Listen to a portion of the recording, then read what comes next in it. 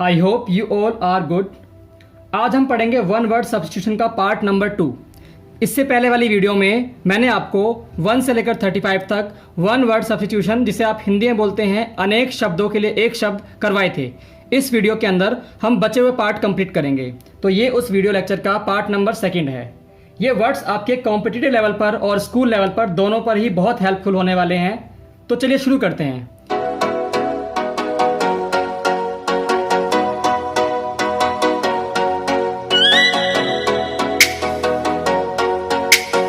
तो पहला वर्ड हमारे सामने आज की वीडियो का है कंटेम्पोरेरीज। कंटेम्पोरेरीज का मीनिंग क्या होता है हिंदी में? समकालीन। चलिए मैं आपको एक्सप्लेन करता हूं इसका मतलब क्या है। यानी ऐसी कोई चीज जो दो चीज एक समय पे हो रही हैं, बिलोंगिंग टू और living at the same time. ऐसी कोई दो चीज जो सेम टाइम पे हो रही हैं उसे हम बोलते हैं कंटेम्पोरेरीज। मैं एग्जांपल देता हूं आपको। For example, Salman Khan and Shahrukh Khan both actors are contemporaries. इसका मीनिंग क्या हो गया? दोनों सेम टाइम पे उन्होंने एक्टिंग करनी शुरू की थी और दोनों अपने सेम टाइम पे ही एक्टर थे, अभी भी एक्टर हैं वो। बेसिकली दोनों एक टाइम पे ही एक्टर हैं। दैट्स वाई हम इसे बोल सकते हैं दे आर कंटेम्प्रेरीज एक्टर, समकालीन, एक ही समय पर होने वाले। अगला वर्ड हमारे सामने है क्लॉक रूम। ध्यान से स्पेलिंग चेक कीजिए, ये क्लॉक घड़ी वाला क्लॉक नहीं है। इसका मतलब क्या होता है? अगर आप किसी रेलवे स्टेशन पे गए हों या मेट्रो स्टेशन पे गए हों तो आपने विटनेस किया होगा, इवन एयरपोर्ट पे भी आपने विटनेस किया होगा, क्लॉक रूम होता है। क्लॉक रूम के अंदर अपना सामान आप जमा करा सकते हैं। उसे हम हिंदी में बोलते हैं यात्री सामान घर, a place of luggage eight railway station. वैसे ये स्टार्टिंग इसकी रेलवे स्टेशन से हुई थी, इसलिए इसके मीनिंग में रेलवे स्टेशन लिखा गया है। अदरवाइज आपको ये मेट्रो स्टेशन पे, एयरपोर्ट्स पे, सब जगह देखने को मिल सकता है। इसे बोलते हैं क्लॉक रूम, जहां पे आप बीइंग अ यात्री आप अपना सामान जमा करा सकते हैं। अगला वर्ड हमारे सामने है 38 पे, कनोजियर। इसका मीनिंग क्या है? वो इंसान जो किसी भी पर्टिकुलर आर्ट को या क्राफ्ट को उसे क्रिटिकली एग्जामिन करता है। हिंदी में लिखा है गुणज्ञ।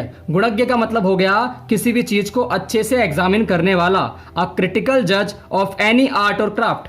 फॉर एग्जाम्पल, जो डांस के शोज होते हैं वहां पे कुछ जजेस बैठे होते हैं, वो उस चीज को ढंग से एग्जामिन करते हैं, तो उसे आप बोल सकते हैं कनोजियर। नेक्स्ट वर्ड हमारे सामने है 39 पे, क्रूसेड। क्रूसेड का मीनिंग क्या हो गया? धर्म युद्ध।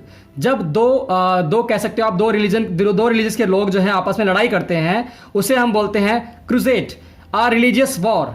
धर्म युद्ध बोलेंगे आप इसे हिंदी में। ये था हमारा 39th वर्ड। 40 पे आते हैं हम, कोरियोग्राफर। कोरियोग्राफर कौन इंसान होता है? वो इंसान जो किसी को डांस सिखाता है। कोरियोग्राफर जो है वो इंसान जो किसी को डांस सिखाता है, हम उसे कोरियोग्राफर बोलते हैं। इस वर्ड की स्पेलिंग और इस वर्ड की स्पेलिंग काफ़ी इंपॉर्टेंट है, बहुत सारे एग्जाम में पूछी गई हैं। इवन 36 वर्ड भी आपके एग्जाम में कई बार आया हुआ है। अगला वर्ड हम देखते हैं कैकोग्राफिस्ट। कैकोग्राफिक्स कौन सा पर्सन होता है जो अपनी स्पेलिंग्स में बहुत गलत होता है, बेसिकली अपनी स्पेलिंग्स जो है वो करेक्ट नहीं कर पाता, उसकी स्पेलिंग मोस्टली गलत होती हैं, उसे हम बोलते हैं cacographist, a person who is bad in spellings. Next देखते हैं हमारे सामने, नेक्स्ट वर्ड हमारे सामने है साइनिक।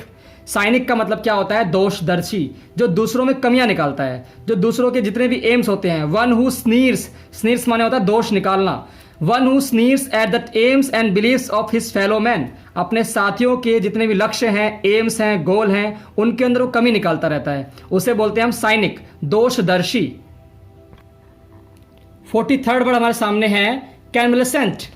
कैनवलेसेंट का मीनिंग क्या हो जाएगा? स्वास्थ्य प्राप्त करने वाला व्यक्ति। जो इंसान बहुत लंबी बीमारी के बाद जो है अब रिकवर कर रहा है, उसके लिए हम वर्ड यूज करते हैं convalescent. One who is recovering health, जो इंसान अपनी हेल्थ में रिकवरी कर रहा है। अगला वर्ड हमारे सामने है 44 पे, कैवलरी। कैवलरी का मीनिंग क्या हो जाएगा? घुड़सवार सेना। जो सेना घोड़े पे सवार होती है उसे हम बोलते हैं cavalry. Soldiers who fight on the horse back, जो घोड़ों के बैक पे बैठ के लड़ाई करते हैं। 45th वर्ड हमारे सामने है कार्टोग्राफर। कार्टोग्राफर वो इंसान होता है जो मैप्स को ड्रॉ करता है। मैप्स को ड्रॉ करने वाले को बोलते हैं हम कार्टोग्राफर। मानचित्रकार, मानचित्रकार का मतलब क्या हो गया? जो मानचित्र बनाता है, यानी ग्राफ्स, सॉरी आपके मैप्स बनाता है। 46 पे आते हैं हम लोग, केमोग्राफी। केमोथेरेपी का मतलब क्या होता है? केमोथेरेपी माने होता है रसायन चिकित्सा, यानी केमिकल्स का यूज करके आप इन्फेक्शंस को, डिजीज को प्रिवेंट करते हैं, उसे हम बोलते हैं केमोथेरेपी। 46 वर्ड हमारा हो गया। 47 पे आते हैं, क्रेडुलस। क्रेडुलस वो इंसान होता है जो किसी भी इंसान की बातों को आसानी से मान ले, यानी too ready to believe. Basically वो तैयार होता है हर बात को मानने के लिए। विश्वास प्रवणता, यानी हर बात में उसे विश्वास नजर आता है, वो हर बात को प्यार से मान लेता है, वो डाउट नहीं करता किसी पे। 48 वर्ड हमारे सामने है कुलीग्स। कुलीग्स तो पता होगा आपको, जो हमारे साथी होते हैं, सहयोगी होते हैं, उनको हम बोलते हैं colleagues. Those who work in the same department, उन्हें हम बोलते हैं कुलीग्स।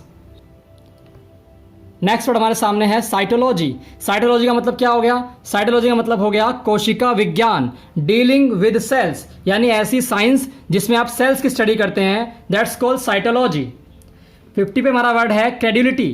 क्रेडिलिटी का मतलब क्या हो गया? भोलापन, trust without proper evidence, readiness to believe. ये बिल्कुल सिमिलर वर्ड है क्रेडुलस जैसा, क्रेडिलिटी, यानी आप इजीली बिलीव कर लेते हैं सामने वाले पे बिना किसी एविडेंस के, बिना किसी रेडीनेस के। बेसिक आप कुछ भी नहीं पढ़ रहे हैं, आप उसकी बात पे आसानी से विश्वास कर लेते हैं, उसे आप बोलते हैं हिंदी में भोलापन। 51st वर्ड हमारे सामने है डिक्लेमेशन। डिक्लेमेशन माने होता है डिक्लेयर कर देना, घोषणा कर देना, एक्ट और आर्ट ऑफ रिहर्ट्रिकल एक्सरसाइजेज, यानी आप जो है अनाउंस करके कोई एक्सरसाइज कर रहे हैं, कोई भी एक्ट कर रहे हैं, तो हम उसे बोलते हैं डिक्लेमेशन। 52nd वर्ड हमारे सामने है डेलिबल।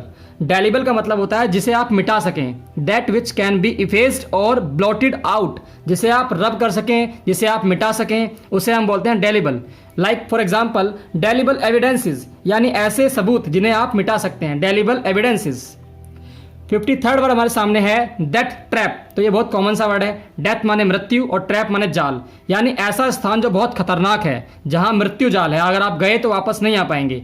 Place where many people have died in an accident, यानी ऐसी जगह जहां पे बहुत सारे लोग एक्सीडेंट से मारे गए हैं। 54th वर्ड हमारे सामने है डेथ ब्लो। डेथ ब्लो का मीनिंग क्या हो गया? प्राण लेने वाला आघात, यानी आपने ऐसा प्रहार किया है कि सामने वाले की जान जा सकती है। स्ट्रोक विद अ हैंड और वेपन दैट कॉजेज डेथ, यानी हथियार से या हाथ से इस प्रकार से मारना कि सामने वाले की डेथ हो जाए, उसे बोलते हैं डेथ ब्लो। 55th वर्ड हमारे सामने है डेथ रैटल। डेथ रैटल का मीनिंग क्या हो जाएगा? मरने के समय की हिचकी। ऐसा होता है जब किसी इंसान की डेथ होने वाली होती है तो उसको उसके गले से अजीब सी आवाज़ें निकलती हैं, उसे हम बोलते हैं डेथ रैटल, मरने की समय की हिचकी। Gurgling sound sometimes heard in dying person's throat, यानी मरते हुए व्यक्ति के गले से कुछ ऐसी आवाज़ें आती हैं जिसे आप बोलते हैं डेथ रैटल। 56 वर्ड हमारे सामने है डेटर। जो कॉमर्स के स्टूडेंट्स हैं उनको पता होगा डेटर्स का मीनिंग क्या होता है? देनदार। Person who owes money to somebody, जो किसी को पैसा देने के लिए, उनके पास पैसे देने के लिए होते हैं। Person who owes money to somebody, उन्होंने किसी से उधार ले रखा है और वो उन्हें पैसा वापस करेंगे, उन्हें बोलते हैं हम डेटर्स। 57 वर्ड हमारे सामने है डिक्राई।